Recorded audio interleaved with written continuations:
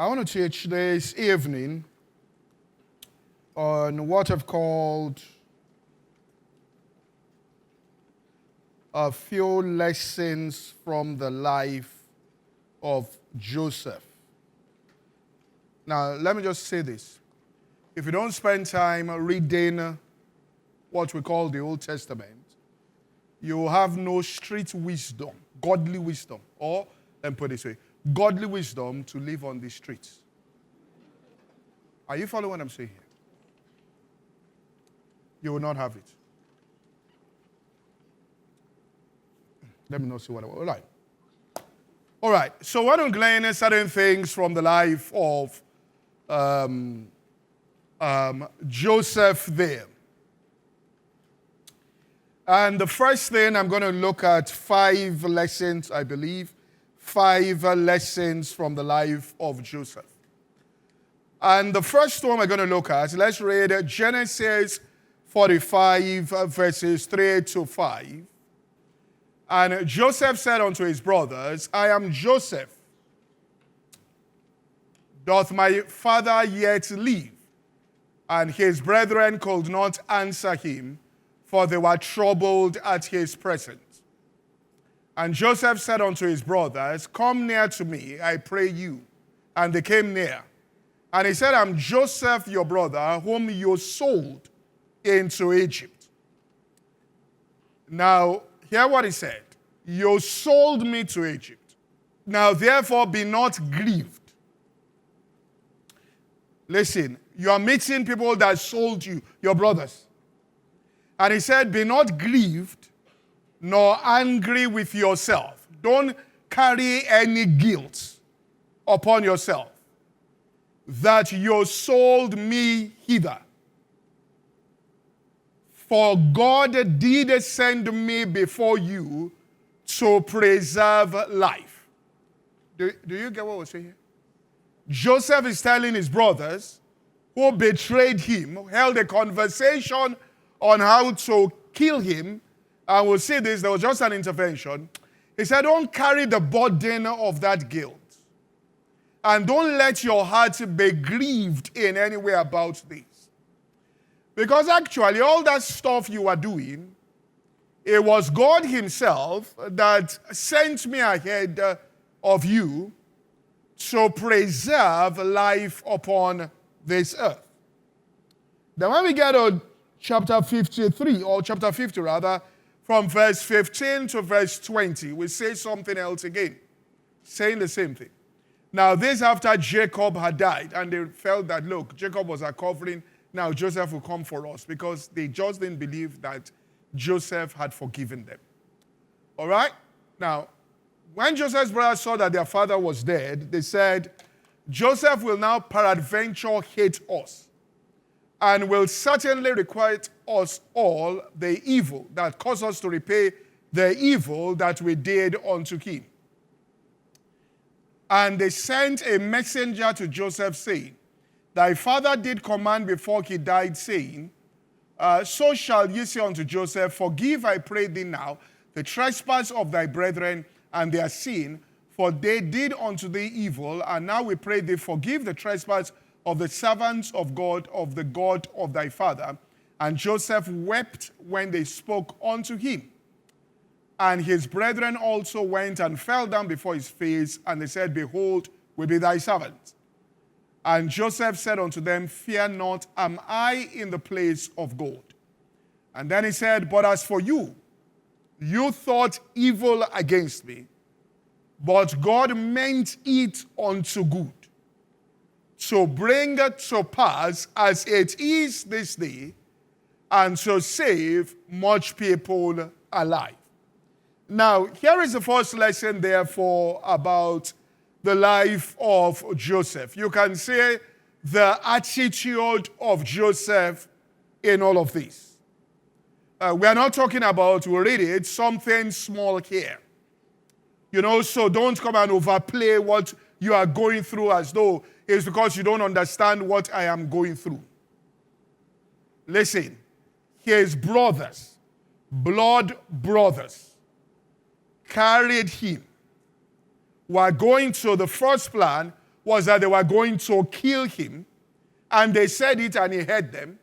And the father sent him to go and meet them to find out where they are.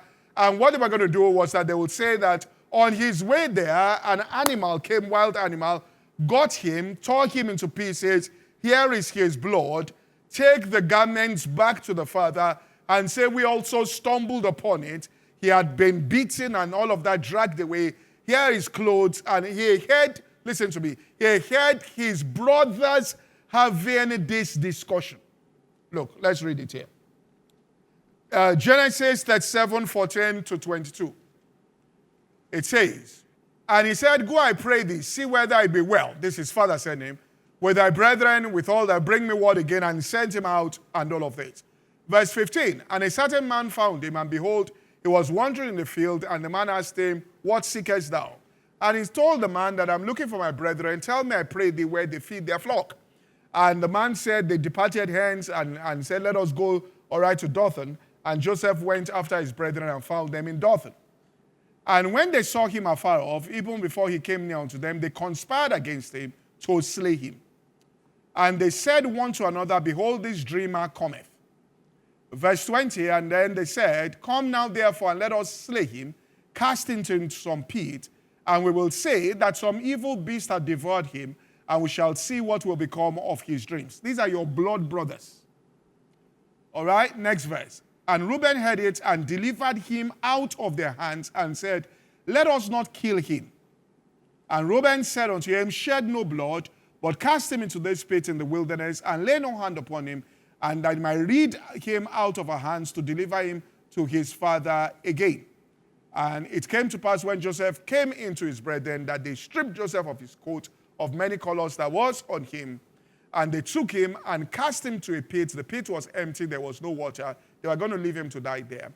And they sat down to eat bread, and you are there looking at your brothers. Are you following what I'm saying here? Having lunch. Are you following what I'm saying here? The trauma, before, people say that it was traumatic. Look, the trauma here. They are having lunch, and behold, the company of Ishmaelites came from Gilead, and they sold him. Now, Joseph now came back and said, this is the divine interpretation of what happened. It was God who sent me. Are you following what I'm saying here? Therefore, lesson number one, no matter how men are treating you, the invisible hand of God is there with a divine purpose for your life. Are you following what I'm saying? Did you hear what I said? And the recognition of that invisible hand in the midst of it, where a person acknowledges God, that yes, I have been treated this way and this way and this way, but God, there is a deeper purpose that you have in the midst of all of this. And the fact that Reuben just suggested when they were going to kill him and said, look, don't let's kill him, was something God inspired inside the heart of Reuben to help him so that he doesn't die and they deliver. And you see, all right, and we'll see this here, if a person gets offended, if you get offended at things, at what people do to you and how they do it, that you get offended and say that, look, this people have treated me and all of that, you miss out on the divine plan of God. Look, this is how the plan of God and the purpose of God manifests in the lives of people. Now, people say, I want to know my purpose in life, but they react to everything around them that God uses, all right, to bring them into the... This was a young guy. This was a very young guy when all this was being done to him. And God allowed it, and God looked at it and said, this is where I'm taking you to. And they treated him in that particular way and sold him, and he was preserved. He didn't die, all right, and all of that. And he recognized at some point that this is the divine hand of God upon my life, and that you people here were actually working for the fulfillment of God's purpose in my life. So if you are a child of God here, you are under God's, all right, sovereign plan. And God's invisible hand is involved in the affairs of your life. in everything that happens, there are two ways in which you can react. Two ways you can react externally and none of that, and you can justify your reactions before men. And those reactions before men, you will justify it before men, and they will say you are correct. In the same way, when Isaac was battling over the wealth, or they came to strive over the wealth of his father, if you enter into the battle over the wealth of your father, you will justify it before men. Are you following what I'm saying? You know, I was in my class, we were having a discussion, and they were saying this, and they were saying the opinion. I said, look, I don't think you people understand. We're talking about something happening in the world. And I said, I don't think you get it. I said, in the world of power, people's opinions about you don't count. You see, what you are exalting here are discussions on WhatsApp group. It was about Trump and Zelensky. They don't know anything about our discussion here. You understand? People overestimate this. We're typing. What does that have to do with game of power? Do you understand what I'm saying here? And people, I'm telling you that people actually exalt, and it's because people don't understand and haven't got. I said, look, it has not, don't you get what we're saying here? This discussion here is a waste of time, except we are learning one from another. It's a total waste of time. All right? Because I said, look, so they took him, and God wanted to even. And that gives you deliverance as a person, because God allows that so that you will know that after all these things they did to me, I didn't die. Then it must mean that I'm overestimating the power you're giving to human beings. He wants to deliver you from it. All right? He simply wants to deliver you from it. I mean,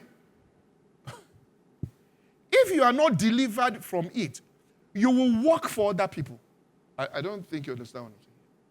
Like somebody said, he said, look, okay, let's assume this now. You have, let's say, 6 relatives. All of you are giving 500,000 naira. They went, sprayed all their money, spoiled that, they did all kind of thing. You invested your money. You became a billionaire. Are you following what I'm saying? You know that those people that wasted all their money can make you feel guilty that you are not taking care of them. I hope you know. And that you're a wicked person, and they will come there and strip you of what you... Do you understand what I'm saying? And the joy of what you have done. Listen, they can even tell you can even get married, and they will tell you they have more claim over that money than even the... I hope you know what I'm saying. All right?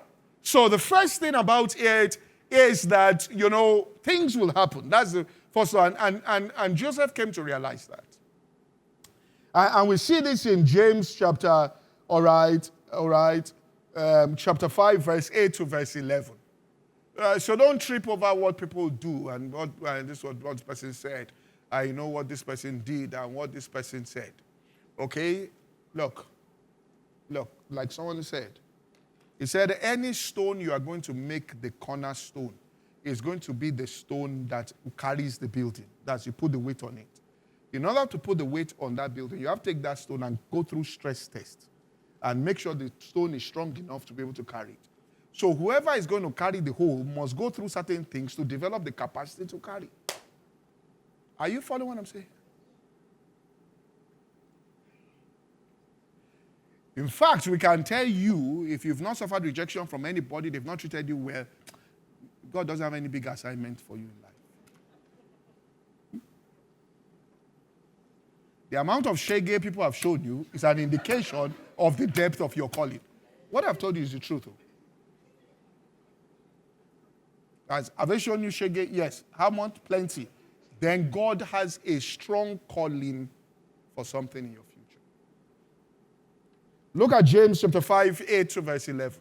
I say, why didn't I get there? You took offense. Be ye also patient and establish your hearts, for the coming of the Lord draweth near. It says, grudge not one against another, brethren, lest you be condemned. Behold, the judge standeth before the door. It says, take my brethren, the prophets who have spoken to you in the name of the Lord for an example of suffering and affliction and of patience. He says, behold, we count them happy which endure. We have heard of the patience of Job and have seen the end of the Lord. So he says, look, you are going to go through things and you'll see the end, that a purpose comes out. But what actually destroys it is when you hold a grudge against, the people there, that you feel that is the people that treated you in a certain way and they should not have treated you in that particular way, You are correct. Joseph's brothers should not have treated him in that way if we're going to go by, the way and manner in which he was treated. But if you look at it from the concept there of the sovereign plan of God, for the life of an individual, then you know that the person has to go through certain things so that the person develops the capacity, internal capacity, to be able to handle the things that they are going through. So Joseph said, look, don't take personal responsibility for this. Don't die of guilt. Don't look at me and feel that, listen, maybe we shouldn't have. If you didn't do what you did, I would not be where I am today. Take yourselves as servants of God, agents in the hands of God, who through your hands, God in his sovereignty, you thought you were doing evil, but it was God himself that was moving me. So in everything that happens in your life, go and give thanks. Are you following what I'm saying here? Go and give thanks to God. That God, I don't understand what is going on here. I really don't understand it. Right? But I've come to give you thanks and to praise you for this particular thing that has happened. So don't ever think that, this person did this. Look, there's somebody I'm helping to do something today. I was telling my wife, I said it's only people that were in University of Lagos with us. Even before we got born again, I did not see him get born again in University of Lagos. He had graduated and gone. It was when he had gone, he became a born-again Christian. I said, and I'm working with him on something. It's only those people that will look at it and say, you mean that God was doing something even when we were in the world? Do you understand what I'm saying here? Because God is deeper than all this stuff here. Okay? So he's working in his sovereignty about things. And if you want to see his plan evolve in your life, you don't understand it. You might have experienced deep pain from it. You are hurt by that particular, but go to God and say, God, in your sovereignty, you are doing something beyond what I can think and conceive, and I've come to give you thanks and all of this. Because without Joseph, just to show you the degree of his calling, Joseph said, God sent me to preserve life. If Joseph did not interpret that dream, humanity will have been wiped out. We say this again, the degree of rejection and ill treatment you get from the hands of men tells us exactly the depth of your calling in God. Are you following what I'm saying? Exact. It's a science. Which means how much people have treated you wrongly will tell us how much God has in his heart, for you as a person. And you can't be petty about stuff. Look, you can't do anything for God if you are petty about things. Which means when I say you are petty now, somebody didn't treat you well, I'm going to now wait for this person. That kind of behavior. I'll wait for this, I'll show this. Just like things that's being petty. And please, let me tell you this. Listen to what I'm saying. You may not like it. Listen to what I'm saying. Many times this is what keeps women away from power. You may say that somebody was telling me, a friend was telling me, I said something when I went to England, and she works for a big business. I said, look, she said, you are correct. She said, I sit on a board, and these are top people in England. And one day they said, the amount of women in this place is too little. The guy is an Italian. He said, I can't say this publicly. He said, but the reason why I said we've employed women, he said, when we say something and do something, instead of them to act on what we're saying, they attribute it to the fact that they are women and start causing problems. He said, we don't want it. Are you following what I'm saying here? If they say this happens because they're discriminating against, and all of that, they don't want it. You can't be tripping on things. You can't be more than a conqueror and at the same time be a victim. Choose one now. You say you're more than a conqueror in Christ. You say you're a victim. Look, when South Africa apartheid started, the reason why all this xenophobia started was that you go there and there were people began to employ. Why were they taking Nigerians? Because they needed blacks inside something. But they were taking Nigerians. The reason is this. Look, I went to South Africa. I sat down with two of them. Then we were bringing some African Americans from America. One African American lady, what's her name now? And a guy. And then there was a colored lady. They came for platform then. Can't remember. Sharon McPherson.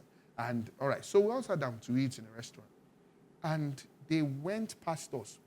And the person serving, that's not the Milo, the bread, normal bread, had served other people and did not serve us.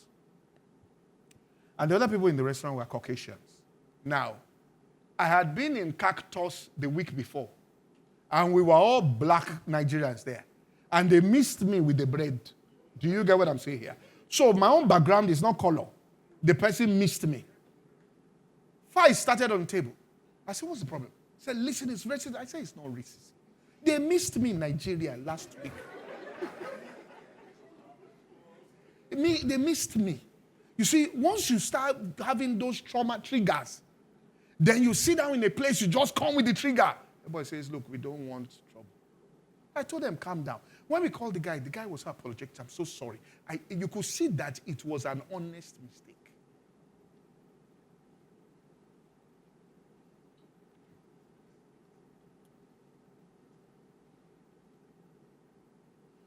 The second principle there, and you won't even get into this if you don't know, because you'll be having beef, and we'll get to it. You'll be living as they're angry people that nobody has done anything.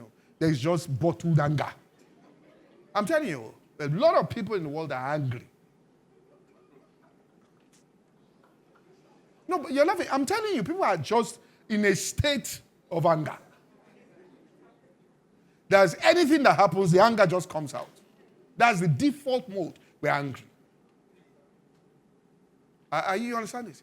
People believe that, they just look at things and feel that, they just feel it. All right? And today you say, there are many things you say. You say, that's my truth. There are many things you can say.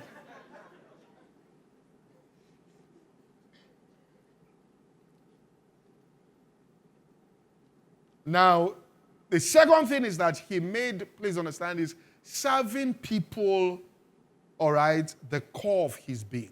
In other words, wherever Joseph entered into, and if you're angry, you won't even do this. You'll even be withdrawn from life. Your brothers did you this way, it's over. All right? Nobody again, nobody under the sun will have any opportunity to use me. You know that kind of behavior. I will not, I will, and this is what Satan wants, I will not go the extra mile for any human being again. I do me. Those things. Are you following what I'm saying here?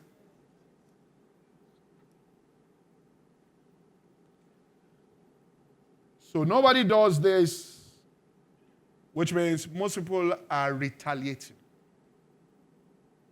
I'm saying here, most people are retaliating. And many times people, not that many times, what happens is when people treat people wrongly and they do things, is the way they were treated that they're putting the knife back into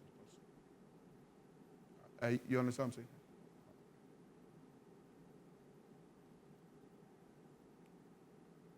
So 2 things in which you serve the Lord. 2 ways in which you serve him. And so number one, I will say this here, understand that you're operating under God's sovereignty. All right? Just understand this. If you feel that you should have gotten something and you didn't get it, just go to God and give him thanks. And build an altar there and worship him. The Lord, I did not get it. You reign in the affairs of men. And you know what is best in this situation. I await your visitation concerning this matter. because God will not leave any issue in your life without his judgment. Did you hear what I said here? There is no matter in your life. There will be no controversy. He wants to judge everything. Which means that you are rejected here. He judges the issue. And you now see in your life that, oh, this is why this person did not accept me because, all right, of this particular thing. I was drawn to this particular thing, but this is what God, all right, provided for me. So let's look at, so one is that you serve God, and we'll look at it. The second is that you serve other people, which means that if you enter into any space there, you ask yourself, who am I serving here? Or how do I serve people here? How do I serve them? Don't get a job and think that it's just a job I'm doing. It is a point of contact to serve. This job, what does it mean? I am serving. So let's even say somebody is a front desk person, and person gets there, right? And says, now, how do I serve? Okay, so there are people working or that come in, that work in this office. How do I serve them best? Which means, what are the ways in which I can make it easier for these people to be able to do their work more effectively as they walk in through this door? And you start thinking that way. All right? The clients that come into this office, what can I do to do it whereby that I can make them, all right, do it? And it gets to the point where, let's even just assume that you just look at the chairs and you look at the chairs they've put in that reception. You look at it, and anybody who sits on this chair for 15 minutes must be suffering. Are you following what I'm saying here? And you just think about putting throw pillows. You understand what I'm saying here? Because you are thinking about people. This is what and this is the key to it. You are thinking about people. So even when Joseph was betrayed and all that, once he got to Potiphar's house, he was thinking about serving. And once you start thinking about serving, that is the channel. All right, I'm telling you this, that's the channel that God blesses. What God told them when he was bringing them out of bondage, he said, let my people go that they may serve me. Once people enter into service, bondage has to be broken. He says, let them go that they might serve me. Why do you serve God? Two ways. We'll say this, ministering to him. One. Number two, serving people, which means in any area in which you are thinking about it, that how can I serve people? You see, once you think about people, many people think in terms of power. Once you just think about people, you become people-oriented, which means how can I do this thing that people will benefit the most from what I'm doing? Then you are now a channel through which God can begin to flow. Ideas will begin to flow. Stuff, all right, will begin to flow. So look at Genesis chapter 40, verse 1 to verse 4. And you will see what Joseph did. And this is where stuff happens. And it came to pass after these things that the butler, all right, the king of Egypt and his baker offended their lord, all right, the king of Egypt. And Pharaoh was wroth against his two officers and against the chief butlers and against the chief of the bakers. And he put them in ward in the house of the captain of the guard into prison and placed them where Joseph was bound. So Joseph was bound there. And the captain of the guard charged Joseph with them. And he did what? Served them. And they continued a season in the word. Which means Joseph was there and he was serving those two guys. Making sure they were comfortable. And it was in that process of serving that he actually now saw that their countenance was down, and his concern from them was how he now went up to God, and that's where the breakthrough came. So it's really about serving people. And many times people are just thinking about themselves, and it says about serving people and thinking this way. And I learned it very early, all right, in Christendom here, which means it's about serving people. It's about, and that's where everything comes. It's about looking at a queue and saying this queue is too long for people. That's where service is. Isn't there any way in which we can shutting this thing down. It's too long. I'm not saying, but the process, there's no process that you can say process that people are suffering. Human beings shouldn't suffer like this. Let's see how we can do this thing. You think about people there. Something moves on the inside of you when you see people and you can look at it. How best can we do this? How best can we do this? How, in best interest of people, how can we do, and all of that. So it's about serving, thinking about people and serving them. But for it to be balanced, this is the balance that people must get. You serve God first.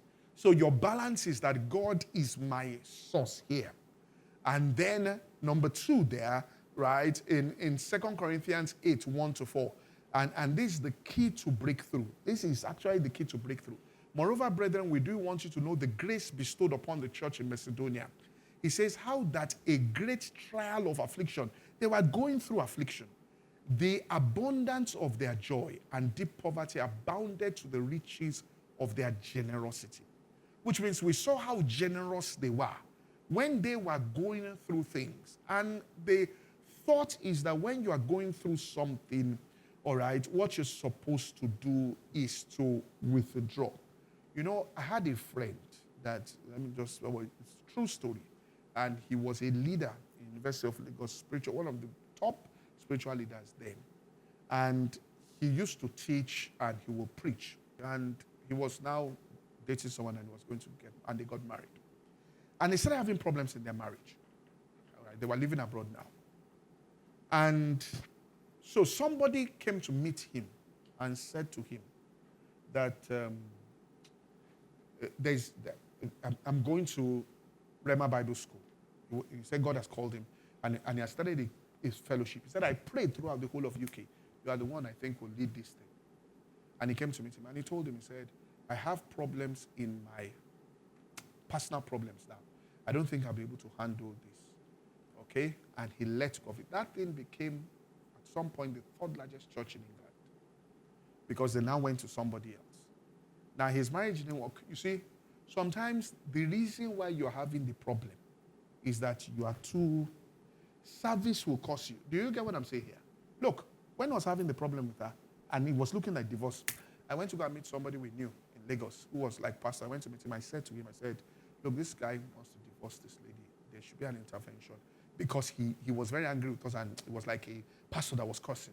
He told me. He said he can't leave her. I said, why? He said, what are you telling me? He said, I was his pastor. He said there was no young girl around him that did not want to date him. He said among all the young girls then, in West everywhere, he chose her. He said he loves that woman. You can't tell me this. But they broke. Do you get what I'm saying? He told me, he said anybody will have did that. He said, well, love and chose her. But they broke. You see, once you get out of service there, you get self-centered. And sometimes in that self-centeredness, you're trying to solve your problem. The more you are doing it, the more you are focusing on your own self there. So service there, all right, is a powerful way of doing that. But the balance here, let's just go on. In deep poverty, let's go on verse 3, all right? For to their power I bear record, all right? These were people that were going through things. Beyond their power, they were willing of themselves. Now, please, service is not occupying a position. Do you get what I'm saying here? Service is thinking about people and saying what is the best way in which I can. Are you following? In service there, you exercise power really. There are only few times I've been in this leadership thing, you have to exercise real power and say, listen to me, I am putting my foot down. This is it. All right? 95% of leadership is service. 5% is exercise power. If what you're doing is exercise power, you're not serving. Are you following what I'm saying? Okay?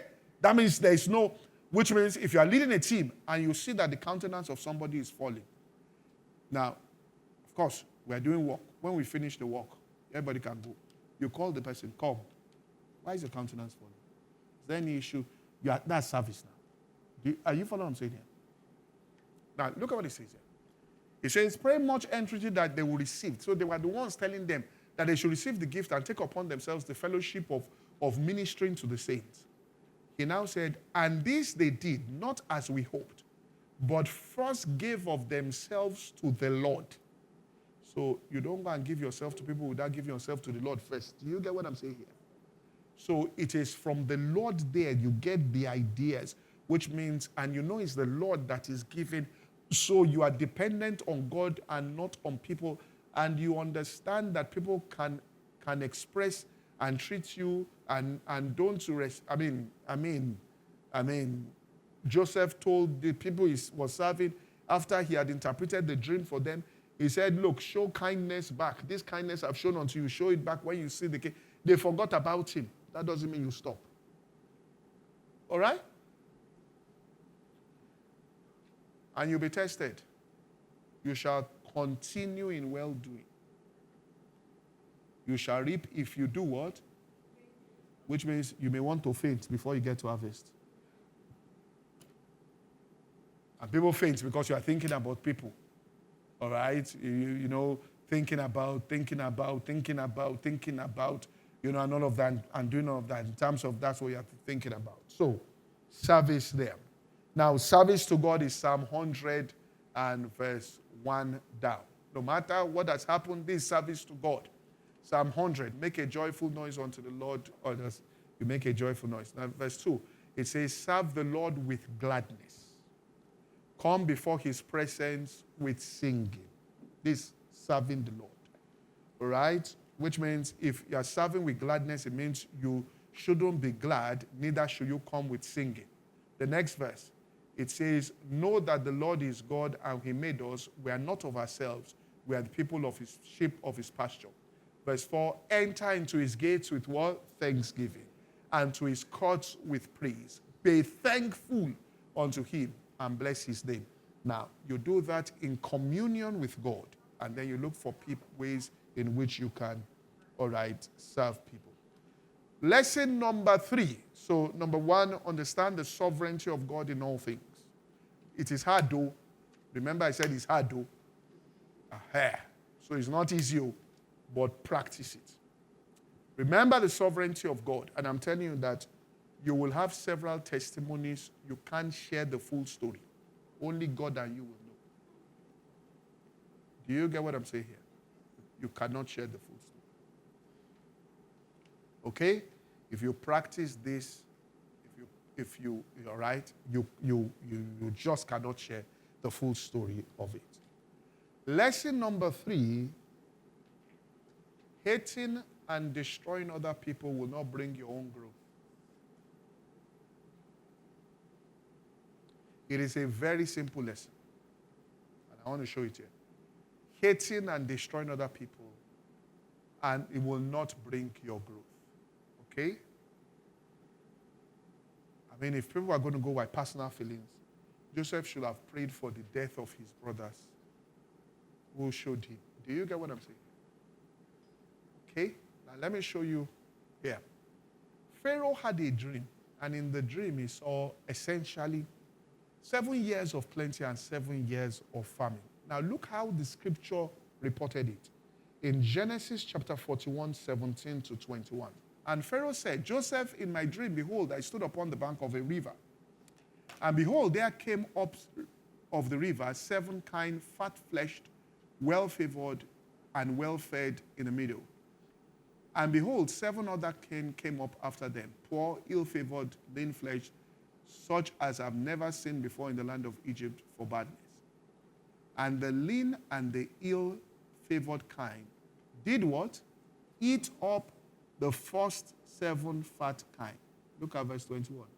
And when they had eaten them, it could not be known that they had eaten them, but they were still ill-favored as at the beginning. You hear what I said? That you swallowed up a person prospering doesn't mean you will prosper. Do you get what he said here? They look the same. You wouldn't have known they swallowed up that kind of thing. Now, it's possible, I will share this here, that evil can come and swallow up good when good doesn't know how to fight spiritual warfare. Do you get what I'm saying here? Being good is not enough. Being nice is not enough. Okay? Lest they come and swallow you up. And it will just be a waste because the person that swallows up still remains You get what I'm saying here? So that you went and said somebody else's life should be destroyed doesn't mean your own life will rise. Okay? What causes leanness to become fat?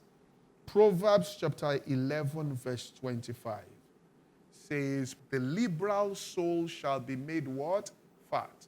The word liberal there is the generous soul shall be made fat. And he that watereth shall be watered also himself. So it's not about swallowing up and then can get people and destroy them and all of that.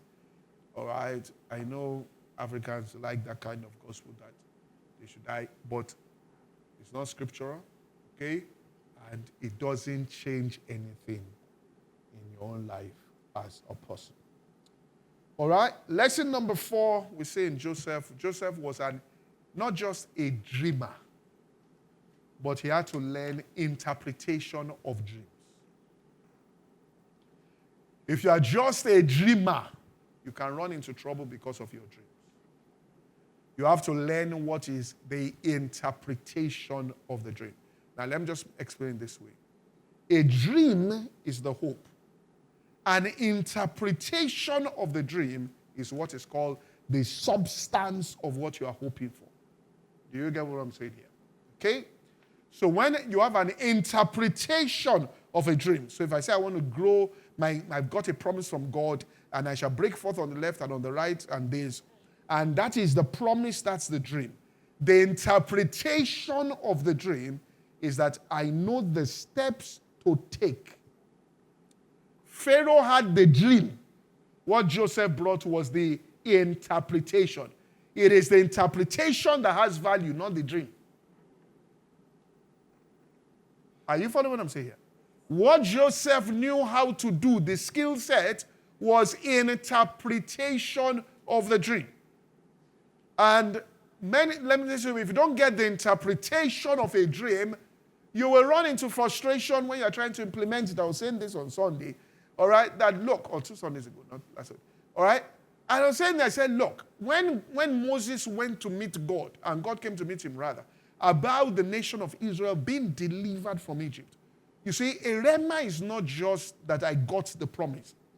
In a rhema there, when you see God give people rhema, he explains to them the process through which that thing will be fulfilled.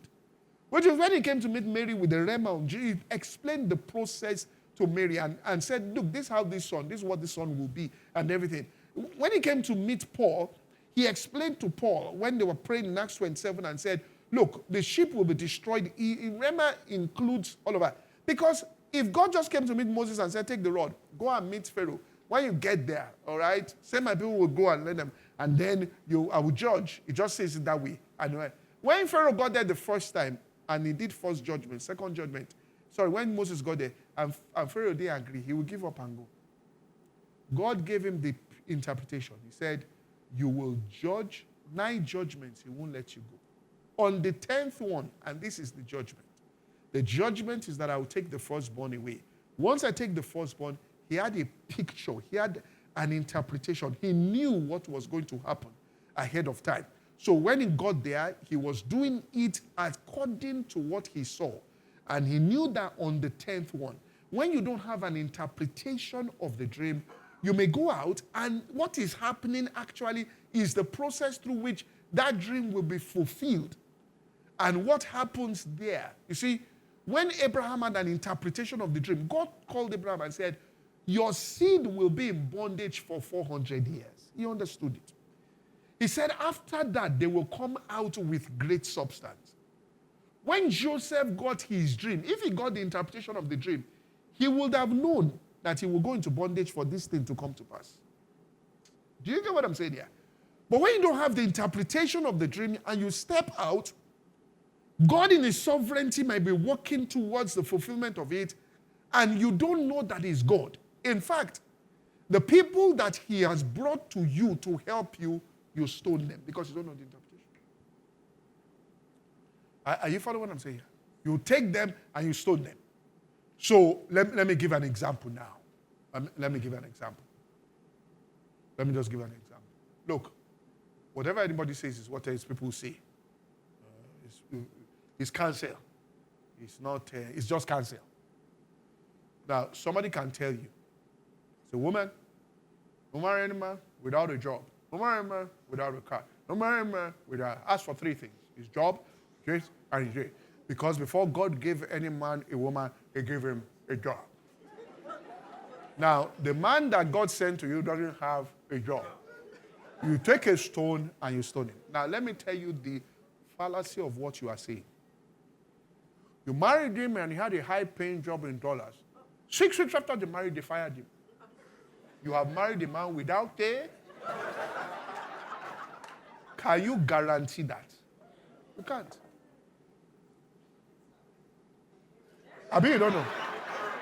By the time you married him, he just closed the deal where money was like water.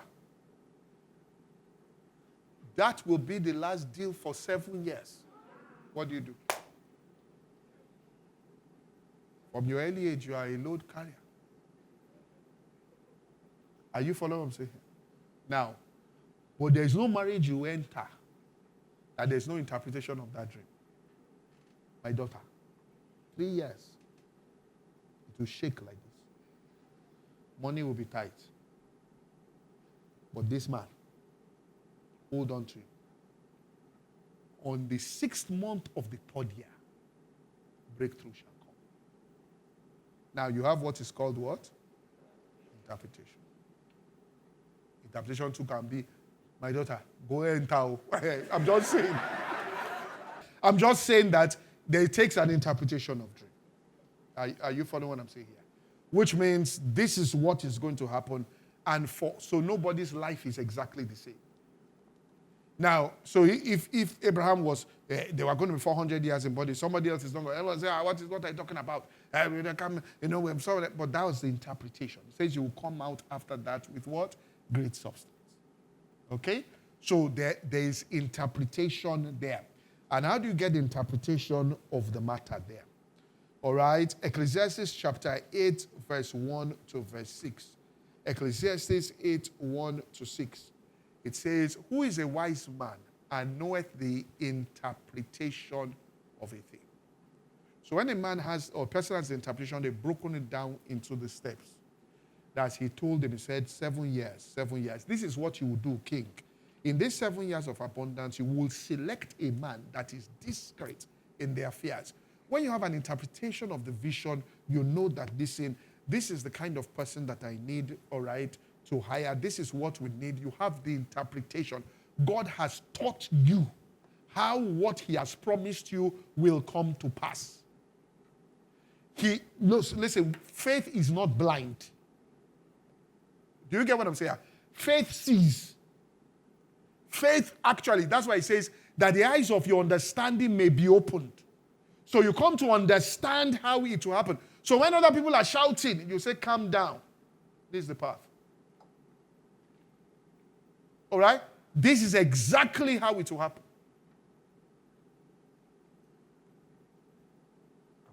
There's something I had received from God. Yes, 2 days ago. I told people that they should go and we're going to open a church in this particular area. I told them inside the office, I said, I want to change something. I said, well, let me just leave it here. So I sat down. So the people I sent came to come and see me that they didn't find a place. They said they finally found a place. I said, okay. I now say it in a coded way. So I said, so what happened? I said somebody in church found this place and we can use it for prayer and all of that. And this person decided to do a meeting for this particular demographic. And they didn't do anything. They just put out something and the place was packed with 100 people. I told them, you see what I said to you originally? It's not correct. This one we are seeing is the correct. Are you following what I'm saying here? Because you can get a vision and misinterpretation. So when I started having a change, and the person said it, the person just said, I said, this is the matter. And I don't think the person got what I was saying. All right? This is the matter. Because Samuel got the house of Jesse. They didn't get it. The address, he stood before the place. He almost anointed the wrong person. If you had anointed him, it would just be like anointing Saul again. The problem you are trying to solve, you have caused it again for another generation. And he said, surely.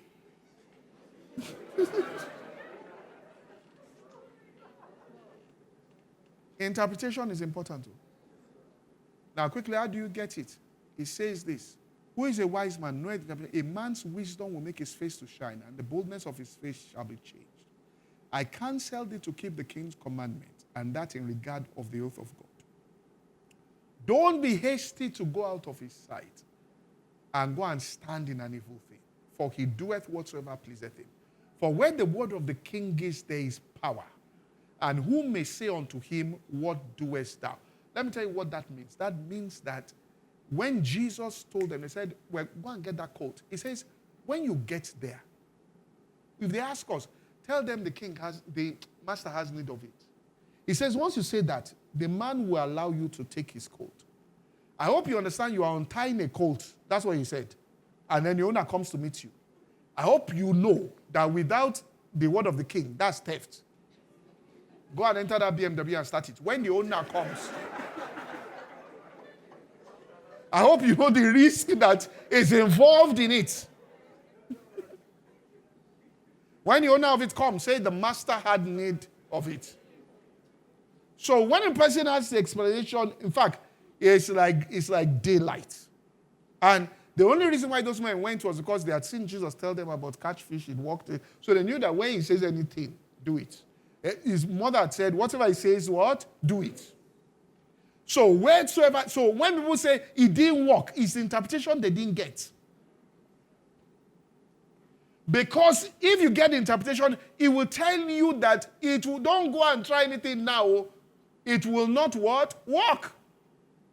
Or you will know that, listen, this first attempt here will not produce it. The second, you will get it. God is not a God that wants to punish you, that just says, go.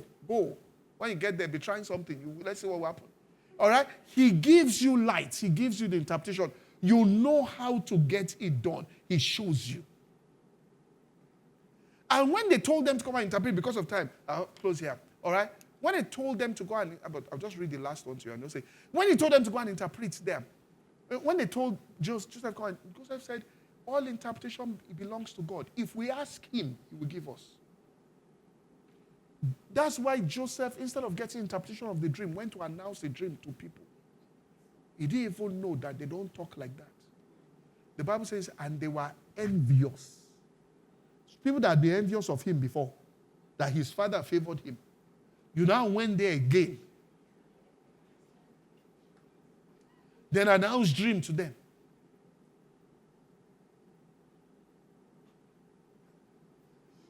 I'm working there. Now only you waka come. You mean, are you from say here? You got married, people left you. You went again and said, I have this business idea. We that are still here, so is it only you, God, you will see.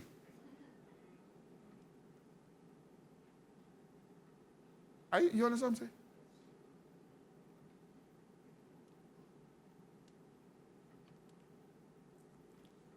Finally, let me just show this.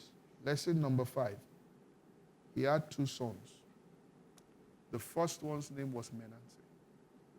The second's name was what? Ephraim. Let me put it up. Manasseh meant, he says, God has made me to forget my affliction. All right? He called the firstborn Manasseh. This one must come before the second.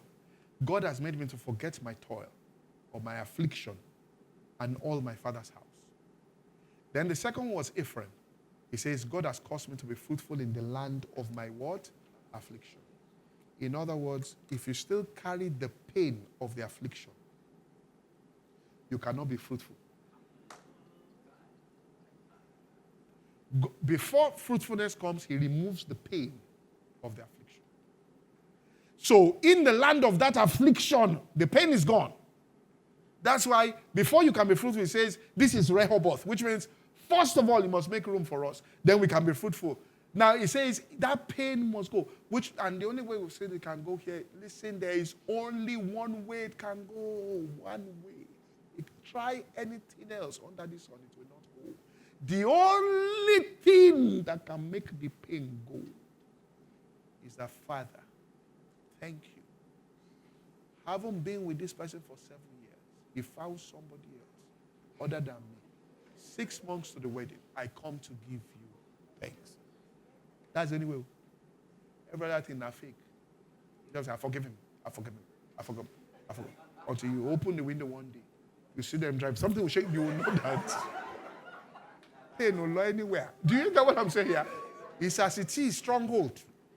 The only thing, and I challenge anybody, is go to God and listen. It doesn't make sense. The chairs can be dropped, but be thanking Him. Lord, I thank you. I worship you. You see, I thank you. It doesn't make any sense there. Someone sent me a testimony. They fired her from, was it in December? She's a vice president of a corporation. When she saw me, I went to check it. I said, this is a global, multinational, where there are foreigners, all of that there. Vice president. Where they fired her from is a local organization. General manager. But she learned that if you are carrying the pain of the fire, you can't enter the new. First thing that must go out is the sting of death. As that pain has gone, you yourself, you are impressed. No pain again. I don't even feel any pain. Once that, and it comes by thanking Him. Once that is gone, then He says, you can be fruitful in that land of what? Affliction. So fruitfulness begins to come. So look, listen. And He says He made him forget his father's house. You see, when you forget your father's house, it's not that if you are still checking Instagram pages, you have not forgotten. Are you following? Say, what's happening? You're checking. You have not forgotten. You know, people may even have married somebody else. They are still checking to see whether they are happy in their marriage.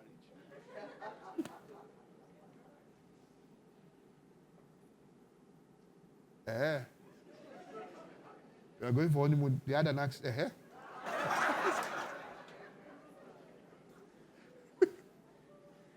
You know, nobody will own up to it. Human beings, the conversations in the soul, nobody will say it. They'll say, no. I know in Christianity we're even worse. I'm good. We have all the cliches to cover the thing. People say, come, this, no. I'm angry. Angry cake. How can I be angry? For what? Why should I be angry? You can see that the anger is moving around. Give Him thanks, and you find out that you have even forgotten. You get what I'm saying? The only reason why you remember is that they came to meet you where you were advancing. That's Joseph didn't go and look for his brothers. Do you get what I'm saying here? Or this Potiphar's wife. I'm now in charge. Where is she? Right? Whether she saw her again or he didn't see her did not matter. All right? Which means this thing must be settled. It didn't matter. Are you following what I'm saying?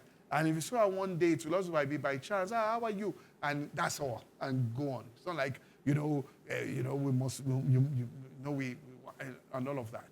Right? So you give Him thanks. I'm telling you, this is the only way until the sting of death. And it doesn't take long. Once you start thanking Him, after some time, the thing is, it has disappeared from your consciousness. You're not even thinking about it again. It's no longer even there. The aura is not there. The stuff is not there. You have moved on, all right, to something else. You know, and people consider moving on to be disloyal. Well, that's their problem. Do you get what I'm saying? You know, human beings are very funny people. They can be sympathizing with you, but they don't think you should get out of it very soon. It is too soon. We should be coming to greet you. How can you be so strong so soon? You shouldn't be strong. You know, people are funny. All right? And I mean, same people that came to meet Jesus and said, and Jesus went somewhere, they were laughed him to. When Jesus said they were crying, the Bible says they were wailing. They were wailing. And when Jesus came and said she's asleep, not dead, they started laughing at him to scoff. The same people that were wailing. So you can have wailers around you that are actually laughing at you. And it's the day you get up and say, I'm now ready to move. You know, when we started the cell system, first time we started, I said people who are friends form cells and all of that. One guy came to me and said, Pastor, he said, I have a problem. I said, what? He said, those are my friends. I can't do cell with them. I said, why? He said, you know, there's a scripture that says the friends of a man used to bring him to beg. He said, once your friends see you, that they're bringing to the gates called Beautiful to beg for alms, the hand that carried you to beg, those hands can't carry you up. They don't see me that way. Can I find people that will not think, they don't know about my background, so we'll just pray like kings? Are you following what I'm saying here? You know, in that group, if you start getting up, people say, what is wrong with you? You get it here. So subconsciously, they may be praying with you, but they are holding you down. I hope you know. The guy told me, said, Pastor, between me and you, I have to leave those people. Not that they are bad, but at subconscious levels, they have seen me in this beggarly state. I need new people that will do it. You understand what I'm saying? You understand? Somebody's lost somebody. They are crying. I saw it one day. Let me just leave it. And the lady changed the way she dressed and everything. One I said, look at her. So you've already changed. I said, look at this. The lady was, I waited for her in church. You are doing wickedness. This is witchcraft. Because people want to people to be subservient to them. You understand? Even Jesus, after the third day, he got up now. 3 days. It was okay. Which one is the one? Must we be there for 6 months? They broke up with you. You must be like that. They come to greet you. I hope you're okay. I'll bring fruits for you. On the third day, stop. Are you following me? Until you become the lady. Then tomorrow, when you now break through, they'll be telling you story. Are you not the one? And she was crying. We are the one helping. The social media now, they'll go and say it on social media. Crying, shaking. And she's walking around like she's, and take some of the glory. You know, anybody who touches the glory in your life, they participate in it. You see anybody that sits somewhere and says, I was the one, they were not the one. Listen to what I'm saying, no. If you hear anybody say, come on and say, people that God used are not conscious that they were used. Once a person comes and says, I was the one and trying to recount, I say, look at, listen, you will learn a lesson that you are not the one. Someone in this church left many years ago. I was like, we'll shake the whole church. Listen, I was the one who were calling his friends in church. How can this person leave the church and you won't call him? Call him now. Call him. Tell him what happened. I'm the one that mobilized people. Because he came to me and said, nobody called me. Maybe you are doing friend. What we are doing, we are clique. Now something has scattered. Call. You know, sometimes people overrate. Right? People, and I'm the one. I've seen it so. Once anybody says, I am the one, they are not the one. Are you following what I'm saying? Because those who God uses, when Moses came down, he didn't know his face was shining. He didn't know. It's people that saw you and say, your face is shining. God will never make you conscious of what he's doing. Father, in the name of Jesus Christ, we thank you for your word, and by the power of your Spirit, we ask that you establish us in this truth and cause it to bring forth fruit in our lives. In Jesus' name.